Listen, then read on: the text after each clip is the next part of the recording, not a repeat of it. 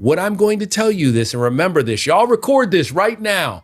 The best quarterback in this draft is Michael Penix Jr. from Washington. Is it me or is the Shohei story not as fun when we're not talking about gambling? I will pay for Paul Tyson because I just want to see Iron Mike beat his ass. And I'm wondering if that small ritual, Kevin, would have been enough to bring joy to the face of Bill Belichick just once. We know Chris Paul will probably, no matter what, end up down in San Antonio throwing lobs because no one can throw the oops upside your head. What? I would throw Taylor right over the top rope. I'd just be like, girl, get going. I'm sorry. I talk about you all day long. But good for her. She put out another album. It's another $1 billion in the bank. I can't knock her for that, but it ain't for me. Justin Jefferson is the truth, and I'm not dissing him. He deserves every penny that he can get. $34 million, though. I don't even understand the lines. Who's choosing whose team? One guy's Canadian, Kevin. He's Canadian. Yeah. What am I doing with that? As long as they can tape Joel Embiid up with an erector set on those legs, then he can stay and they could win. We're getting ripped off, basketball gods. There were a lot of moments where he got what I like to call Elton Brand points. And by the way, the fact that we have both Kim K and Taylor Swift and you're here today, I mean, this is just the trifecta. And I'm sorry. And we dropped Duran Duran. From Wondery, I'm Kevin Frazier. And I'm Michelle Beadle, and this is Over the Top.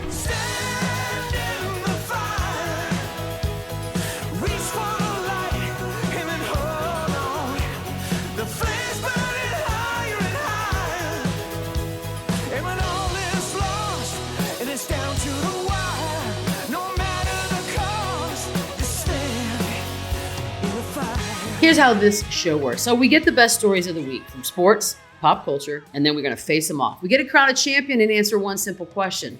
What is the undisputed, most important thing on planet Earth this week? And we decided the only way that we really know how, which is Royal Rumble rules. Start with 2 stories. We decide which one's more worthy to discuss and which one's got to go. After 90 seconds, a new story gets introduced, and we got to decide whether we want to keep talking about our current story or switch to the new one. Okay, here's the deal. We don't know the order, right? But we do decide which ones get thrown over the top rope. Kevin, what's first? I thought you were going to call me Peter. Thank you. Never. Here's our first topics of the day. It's officially NFL draft week, and somewhere on the Upper West Side, Peter Rosenberg is rolling his eyes. But draft geeks far and wide have their eyes laser focused on the quarterbacks. Draft experts and sports books are predicting as many as 5 could go in the first round. That's kind of scary. And over the weekend, Shohei Ohtani crushed his 5th home run of the season and the 176th of his MLB career. With that dinger, he now holds the home run record for a Japanese-born player in Major League Baseball. Are you taking the draft or Shohei? Is it me or is the Shohei story not as fun when we're not talking about gambling? Feels like it's lost some of its fun. There's that, and baseball is on the struggle bus right now. Let's be honest. Yeah. It's falling. And I don't know if it can get up. I'll be honest. Somebody has to go help baseball right now. Always. And if you're not mentioning Sadaharu O, the real home run king of all home run kings, who hit 868 home runs, then I don't want to hear about this. 868. Yeah, you know what? Shohei, over the top you go. We're going to talk draft, which, by the way, Kevin, if you know, it's painful for me to say that as well, because I am not a big draft nerd.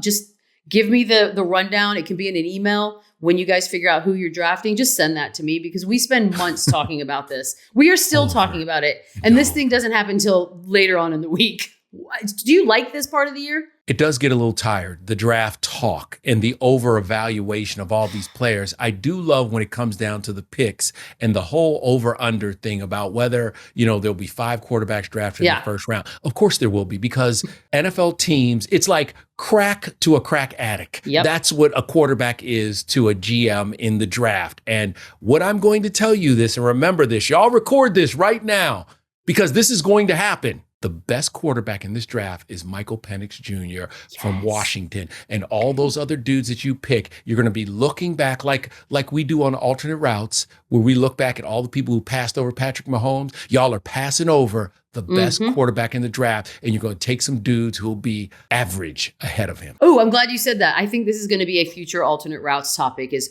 what happened if the GM that decided to trade up for J.J. McCarthy hadn't? Would he still be employed today? I feel like that's going to be your alternate routes moving forward. Yes. This is going to be, I think Brock Purdy has made all GMs think that their goal now in life is to find that sort of diamond in the rough. And we're going to see a lot of that. And it's going to be fun to watch from the outside. It will be. All right. Up next, all hail the king, dear Lord. Boxer Ryan Garcia dropped Devin Haney 3 times. This was a dazzling majority decision win out in Brooklyn over the weekend.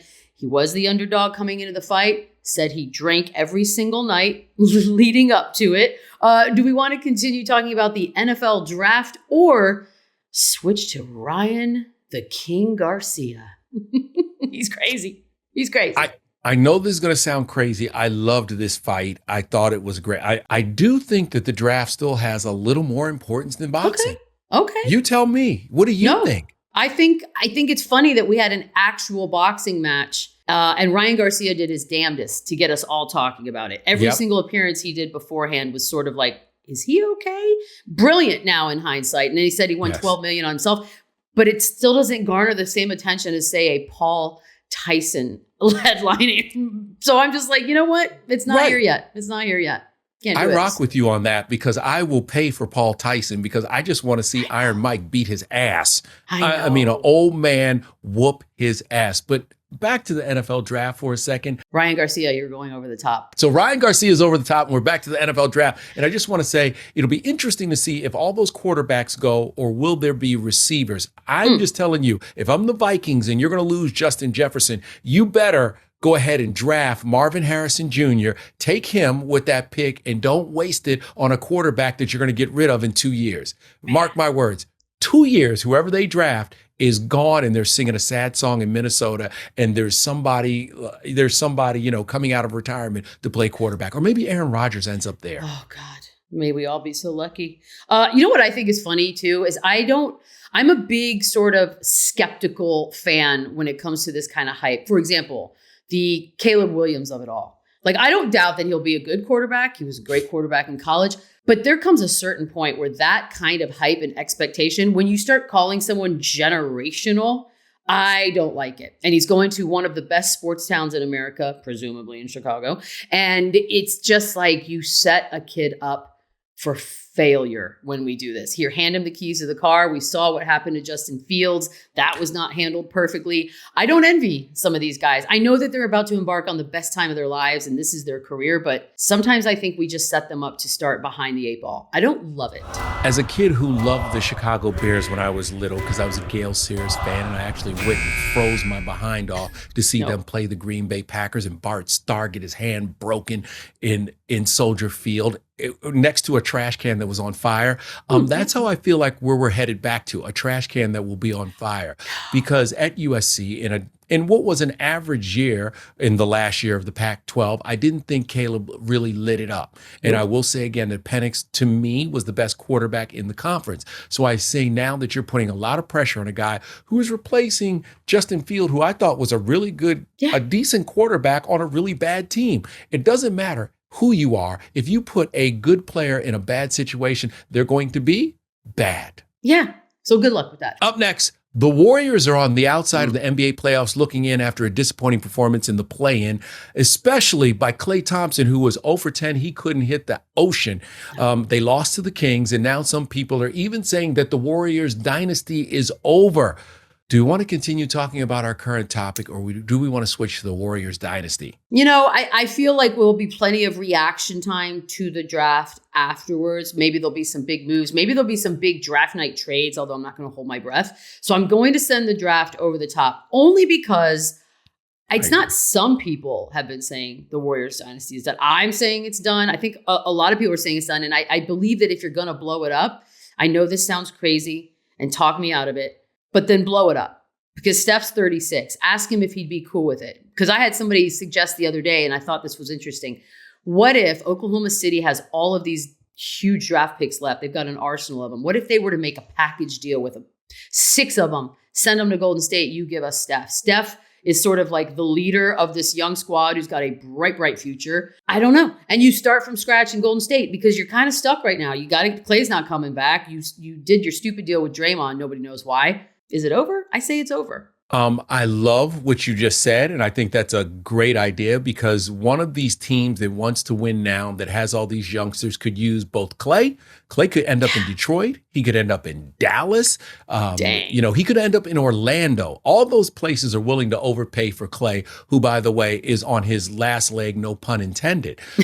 I love the idea of sending Steph someplace like OKC where he can work. We know Chris Paul will probably, no matter what, end up down in San Antonio throwing lobs because no one can throw the hoops upside your head. What? Why are you sending Wemby. Chris Paul to the Spurs? No. I don't want that. The Spurs are going to go out and get Chris Paul, and Wemby is going to rock and roll, and it will be a game changer for him. And here's the thing you have to understand, and I know it's sacrilege, and it's been such good times in Golden State. You still have kind of a player in Wiggins, and you will have Draymond, and you fight through it. You take a couple of years to draft and trade because they can trade and get a superstar there. So they should make moves that can bring someone in, because at 36, here's what starts to happen. Anybody who's ever played basketball knows that right around 36, all of a sudden them 21-year-olds get like doubly as fast. And I love Steph. But it was always a challenge defending people, and they tried to hide him on the court in fourth quarters of games. So now they're going to continue to hide him, or are they going to move on and bring somebody in who can really help this franchise start over again? It is sacrilegious to think about all of those guys in potentially different uniforms, but unfortunately, this is it. And if you don't think the age catches up with you, keep your eye on the Anthony Edwards, Kevin Durant fun that we're going to be having through the rest of the first round of the playoffs. That's the difference, ladies and gentlemen. Ant is scary. He's so got all the energy. Up next, oh dear, known workaholic Bill Belichick showed up on the Pat McAfee show. Shockingly, this is kind of weird. He revealed that he's never, ever had a cup of coffee. Do we continue talking about the Warriors dynasty being dead, or switch to the fact that the man doesn't like caffeine, Kevin? I think it's time to throw the Warriors over the top rope. Fine by me. I love them, and we'll see them next season. We'll see what you do. And I love, again, the idea of Steph landing in OKC. That might have been the best suggestion I've heard. That's what I thought. It wasn't even mine.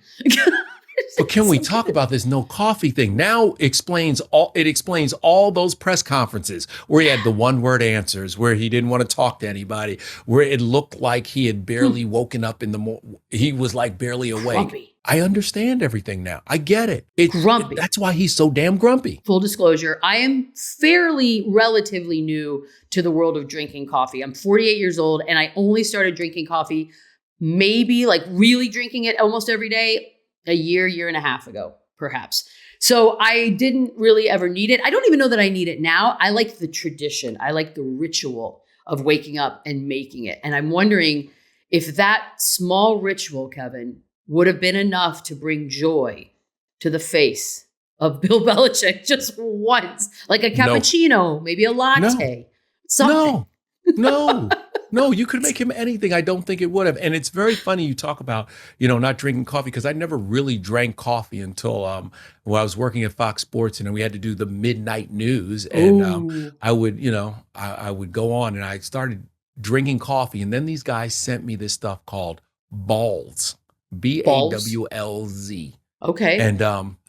And not long after that, I got Bell's palsy. So that's all I'm going to say. I'm sorry, Kevin, is balls code for cocaine? You just tell me. No. Okay, I'm telling you, it was a real drink that came in a dark blue bottle called Balls. So I understand maybe why he passed on the coffee, because, once you get addicted, it's a slippery slope. Headaches. Oh, boy. No. Here we go. Taylor Swift dropped her new album, The Tortured Poets Department, with 31 new tracks, including Thank You, AI Me.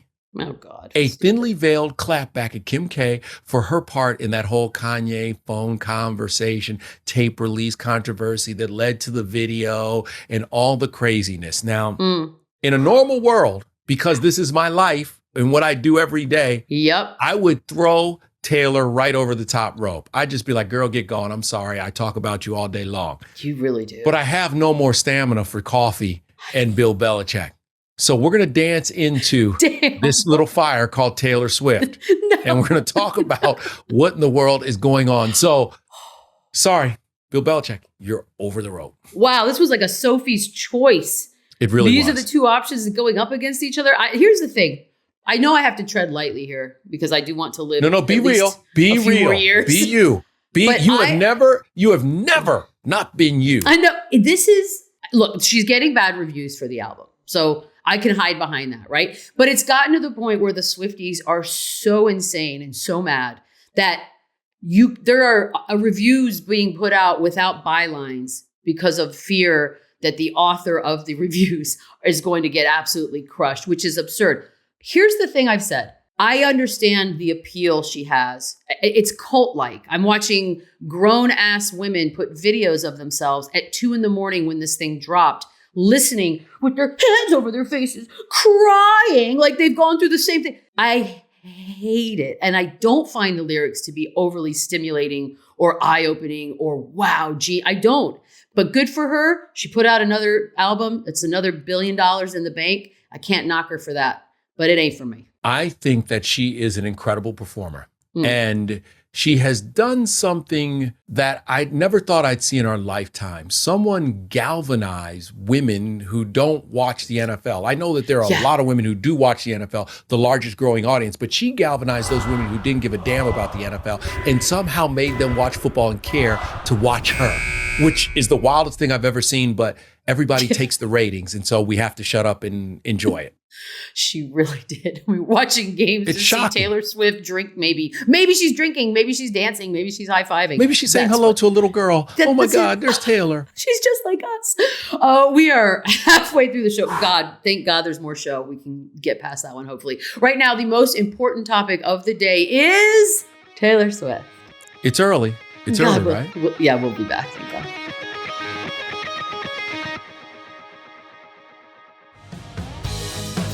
Welcome back to Over the Top. So Tay is on top right now, Kevin. Yeah. But thankfully we have another half a show. What's our next one?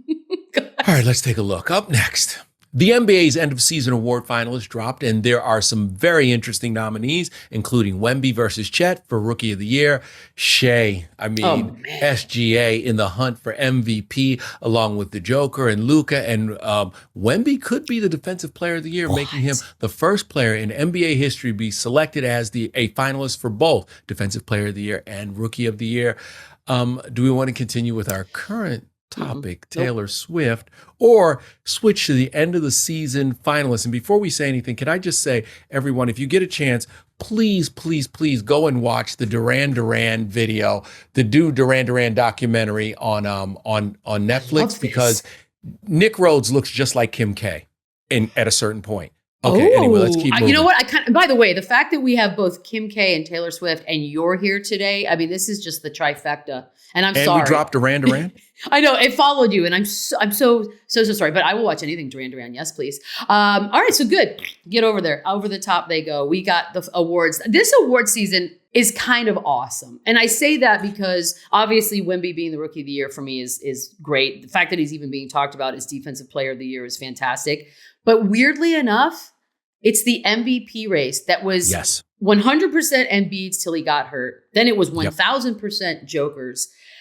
And now everyone's forced with a real dilemma, if you will, because SGA's team is in that number one spot. And is that not the final criteria that we tend to put on ourselves when voting for MVP? SGA is the MVP. There's no working around this. Actually, the real argument becomes, should Chet supersede Wemby? Because remember, Wemby got he got a lot of hype. And in my opinion, there were a lot of moments where he got what I like to call Elton Brand points. And no disrespect to Elton, but those are points that were scored when the game didn't matter. And there was a lot of that. Chet was playing in meaningful games, and they got the number one seed. So I just want everybody to think about it. I'm not saying Wemby shouldn't be the Rookie of the Year. I'm saying Chet deserves a lot of votes. And I mean, Shea carried this team and took them to a new level. We're seeing a changing of the guard in the West. Yes. And I think SGA is without a doubt your MVP. I say this too. Full disclosure, I have two favorite players in the league that are non-Spurs. It's Jalen Brunson and it's Nikola Jokic. They make me smile.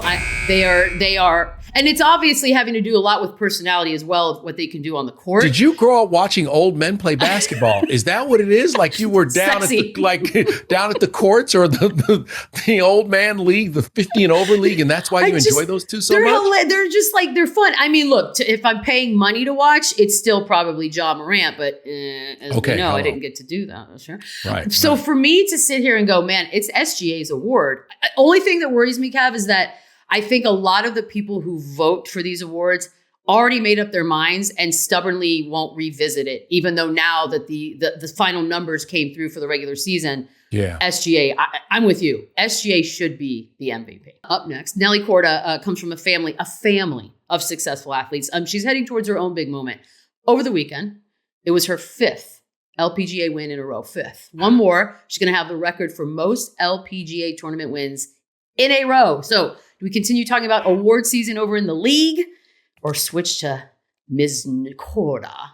So I'm going to blow your mind and I'm going to say I want to talk about Nelly Korda. Okay. And here's why, because this will be a record. If she wins another tournament, it'll be a record for all of golf, not just women's golf, but all of golf, 6 tournaments in a row. And also when you look at her family, her brother Sebastian is on the tour right now. When I say tour, I mean tennis. He has stayed in the family business because, of course, his dad is Peter Korda, who was a great tennis player back in the day. But I think the most important thing is to look at how we are celebrating women's sports and finally recognizing that sports is sports. And if you love sports, then you love great sports moments. And this is what I hate when I hear people talk about, well, I love sports, but I only watch baseball and football. Well, then, damn it, you don't love sports. You love baseball and football. And so I love this moment. I love celebrating all the women, and from basketball to the draft to now Nelly Korda, I love it. Now, let me ask you this. If Nelly were to go to a Top Golf, say, and practice her swing, maybe she's changing things up a bit, how long before a dude goes over there and tells her how to do it? Like 6 minutes. No. But let me just say this. The first dude who sees Nelly swing is going to be like, I'm going to move. Most guys are going to move out of the way because you don't want to mess with her swing is such a beautiful thing, but her short game is incredible.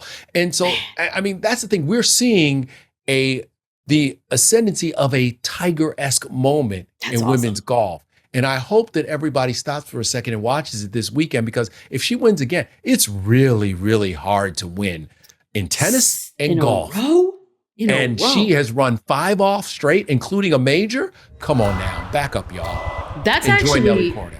because if men did that, like 5 in a row, 6 in a row, my God, it'd be top of everything. It would be everywhere. How is this not everywhere? No, you're right. Okay. I didn't know. And I'm a woman. I'm the worst. Come on. All right. Up next, some big name wide receivers are bound to shake up NFL draft weekend, but we're not talking about the hot prospects like Marvin Harrison Jr. or Malik Neighbors. More like the disgruntled guys. CeeDee Lamb, Justin Jefferson, who wants a new contract, Cortland Sutton, who are currently holding out from their team spring's OTAs. Plus, let's not forget about T. Higgins and Brandon Ayuk. Also want new deals leading to rampant draft night trade speculation. Do you want to talk receivers or you want to talk women's sports? I mean, receivers holding out and being difficult. Although maybe this is for good reason. Let's talk about it a little bit. Nelly, I wish you luck. Kevin has now talked me into it. Now I'm going to be paying attention more than I would have. And so I appreciate it. I thank both of you, actually, for that one. But over the top she goes. Let's talk receivers here for a second. Some of these guys, for sure. I mean, Brandon Ayuk, I think, unfortunately for him, might find himself in a situation where the team just can't. They just can't financially figure this one out, because let's not forget, if Brock Purdy's their dude, which I'm assuming, they're going to have to pay him more than 25 cents pretty soon. So he might, just as a result of that, sort of be the odd man out. But how are you feeling about holdouts? Because there was a time where I think a lot of sports fans immediately say, what's your problem? But as you get older, you start to realize, no, sometimes this is your only leverage. This is your only leverage. And also, look, you have to look at the market. I think Justin Jefferson is looking at the market. He wants Bosa money. He wants $34 million a year. And I mean, the highest paid receiver right now is right around $24 million a year. So should he get that kind of love and that kind of cash? I don't know, but the Minnesota Vikings swear they're going to pay for him. If I'm the Minnesota Vikings, I draft Marvin Harrison Jr., I trade him for a good quarterback, and I move like that on draft night. But Okay. Justin Jefferson is the truth, and I'm not dissing him. He deserves every penny that he can get. $34 million, though, is a lot of money. And I know that the Minnesota GM has said that he is the best non-quarterback out there. Okay. Yeah. 34 million? 34. That's a lot. 34? That's a lot. Although I don't know if you saw him courtside at the Timberwolves game 1, but the jacket he was rocking, he's spending it well. Okay, because that jacket was spicy. It was bedazzled. It was everything. It was the moment. Yes, it was. Yes, it was. Yes, it was. Up next, we got the hip hop beef, by the way, has literally carried from week to week because I guess we're in the season. It's past Drake, Kendrick, and J. Cole. Now we got Quavo, Chris Brown's out there dropping the Weakest Link diss track, which the ball's on that guy, calling Quavo the worst member of the Migos and boasting that he's slept with Quavo's girl while they were dating. Boys, do we continue talking about the receivers who may or may not shake things up or switch to this beef season? I do want to talk about the beef for a second because I do want to explain to folks what is really going down in the world. So, sorry, receivers, you're going over the top. But carefully, you all have a lot to play. Gently, right, gently. Ankles. I want to say this. You know, when I watch NBA basketball with my children and they mock the 80s and 90s, I always say that these guys now couldn't have played then because that was real men. You could get clotheslined or punched and you could still stay in the game. They may not even call a technical. Guys got, harassed and, family members. I remember Daryl Dawkins' brother in the NBA Finals coming out of the stands to fight because somebody was messing with his brother. It was that kind of league, and now it's grown much softer and much nicer, and, they protect guys. They're all friends. That's how I feel about this hip-hop beef now. This is nothing compared to East versus West Coast. This isn't the Source Awards where we don't know if Snoop and those guys are going to make it out alive. It's a big difference. Tupac got shot. Let's think about it. Biggie got killed. It was a time where it was dangerous. Now these guys, I feel like it's a great marketing tool and it's nice and everybody's nice. And when they see each other, they probably hug and, they're like, ha, ha, ha, we got him again. It's like the difference between the NBA in the 80s. Ask Michael Jordan what it was like to go through the Detroit Pistons when he first got into the league. And then turn around and ask that same question to all these guys now. Ask Drake what it was like for Snoop when he stood on that stage at the Source Awards and said, y'all don't got no love for the West Coast? Drake. I don't know if Drake. I don't even get, honestly, I don't even get it. All I know is that when I see Chris Brown entering the equation, I say to myself, Chris Brown, we're never going to forget Grammy night when Rihanna didn't show up because you beat the crap out of her. So no offense to anyone, but maybe we sit these beefs out, Chris Brown. Maybe. I don't understand the beefs. I don't get it. Remember how the beat, it was geographic. Nice. It was geographic. It was, I don't even understand the lines. Who's choosing whose team? One guy's Canadian, Kevin. He's Canadian. Yeah. What am I doing with that? The LA guy is mad at the Canadian because he said that it's the big three, and then it's just Big Me, and then it's just J. Cole. The New York guy is trying to get out of it, and now in jumps the Chicago guy and Kanye, and here comes Chris Brown, the Georgia guy, now and transplant in California. It used to be easy. East Coast versus West Coast. I can't pick a side. No. Damn.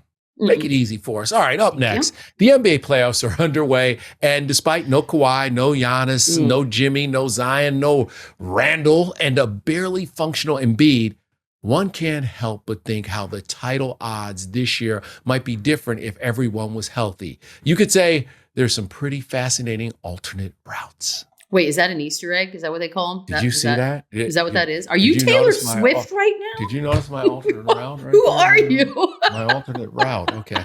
Nailed it. Okay, so what do you think? What do you think? I can't. I don't. For me to continue to talk about this beef season would really just be humorous at best. Yeah. So it goes. Over the top, everybody. All y'all out. The playoffs. I like this alternate routes. Okay. So how do we...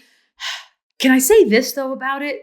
Because you just listed off a pretty spicy list of big star names in the NBA. Mm-hmm. But the crazy thing about it is that the two teams that, for everybody's money, that will be in the finals come that time, Denver and Boston, pretty healthy. Pretty healthy. I don't, and see, this is where I disagree because I don't know if Embiid is healthy that any of those people can stop him.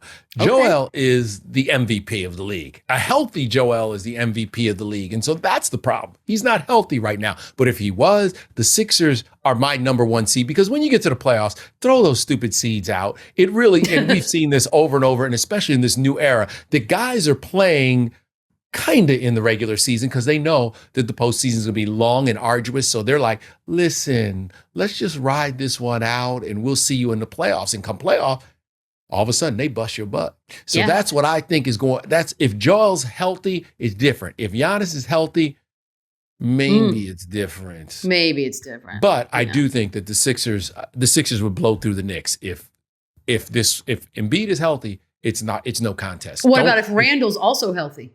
It doesn't matter. Randall, he could be healthy. He could be healthy. Please, he could be healthy. He could be 100%. I mean, Julius Randle, I love you, but you know what? I have always said this. He came out of a weak SEC and a down year in the SEC and was overrated and has always been overrated. I'm sorry. If you see me, you can slap me, Julius, but I'm saying you're overrated. It wouldn't make a difference if you were on the court for the Knicks. Thank you. I'll stop. Now, I mean, first of all, I disagree. I think New York would have won regardless. But I'm with you on the fact that we're getting ripped off in a lot of these things. And that whole regular season only matters kind of bit Miami in the butt because no Jimmy Butler, no nothing. Up next, former number 2 overall pick, Zach Wilson. He's leaving the Jets behind. He's joining a QB room with Jarrett Stidham, you know, that guy, for the Denver Broncos, being traded on Monday. Do we continue talking about the NBA playoffs or switch to Zach Wilson and a fresh new start? As much as I do want to say that, you know, Zach can go out to Denver and what they gave up for him is mind blowing. They had to give Zach and a 7th round pick to just get back a 6th round pick. I know. So when you say that, you have to just throw him over the top. You got to get rid of him. Go back to the NBA playoffs. Because I mean, if the Jets thought you were that much trash, I mean, the Jets treated him like trash. Garbage. Like they were like, hey, will you take out our trash? We'll give you a pick and this guy for a lesser pick. Poor kid. The psychological damage will be studied for decades in this one. He was absolutely ruined. But yes, back to the playoffs. We go, sorry, Zach, over the time. You got to go. Do you have Denver and Boston in the final, by the way? Like from what you've seen so far? By the way, I do not. And okay. and let me just tell you why. Because we don't know that everybody's going to make it through healthy. And while I love Denver and the team that they have built, and they are loaded, we forget about, you know, all the other guys. Forget about Joker. And they're loaded. But this is my thing. I'm very curious to see how the West shakes out. Can the Phoenix Suns pull it together and get their act in? I mean, can the Phoenix Suns get it together in time to actually do some damage? Meanwhile, in the East, as long as they can like tape Joel Embiid up with an erector set on those legs, then he can stay and they could win. I mean, I think that Philly is a really, really good team. Tyrese Maxey. I love Tyrese Maxey. Kelly Oubre. I mean, look, when they go back to Philly, it's going to be loud, it's going to be raucous. But I do think the sort of day-to-day unknown of Joel Embiid. I mean, you're literally waking up as a team, as an organization with how's Joel feeling today? Every day. Every single day. And that is, agree. And I hate it personally because I love Joel Embiid and I love watching him play. And once again, we're getting ripped off, basketball gods, completely. Why are these guys like peanut brittle? I know. What happened? I don't know. Back in the day, Willis Reed had torn ACL and he came out for warm-ups and ran up and down the court 4 or 5 times. I mean, let's just be honest. I mean, guys used to play, and they just put tape on it. Tape and like an ace bandage. And they'd be like, go out there, buddy. Here's some Red Hot and hopefully you can make it through. You'll be fine. You'll have a beer after the game. You won't even know. You'll forget about it. Smoke a cigar. Everything will be good. That's it. Listen, that's 90 seconds, which means we've come to a decision, allegedly. And new, undisputed, most important thing on the planet Earth this week is NBA playoffs. And I think we got that right. And it's right? the old. Oh, do you see how we did that? By the way, that kind of like we didn't know and we still got it. We got it right. I'm not even asking the question. There's got no doubt it we right. got it right. There's nothing else going on right now. I'm sorry. Sorry, NFL draft. It's the NBA playoffs. And by the way, that's next week's noise, because I think there's going to be a lot of movement during the NFL draft. Lord knows. Maybe Zach Wilson will find his way to the what's the new league? The XFL and the That's what I thought. And the what is that league that now comes on and nobody watches? UFL, which by the way was all over my television this weekend. Absolutely not. And did you watch it at all? No, I did not. There was a lot of basketball I needed to watch. That's in between the basketball games. I watched the Clasico because anytime Barcelona and Real Madrid play, it's worth talking about. Better. And in between that, I watched a Duran documentary before I would watch the UFL. I just refuse. You know what? When you come back, we're going to do an entire episode of the things we would watch before we would watch the UFL. It's going to be a 30-minute show. Yeah. Sorry, Rock. There's a lot. All right, that's it for us. Tune in next week to determine the only thing you need to care about and what goes over the top.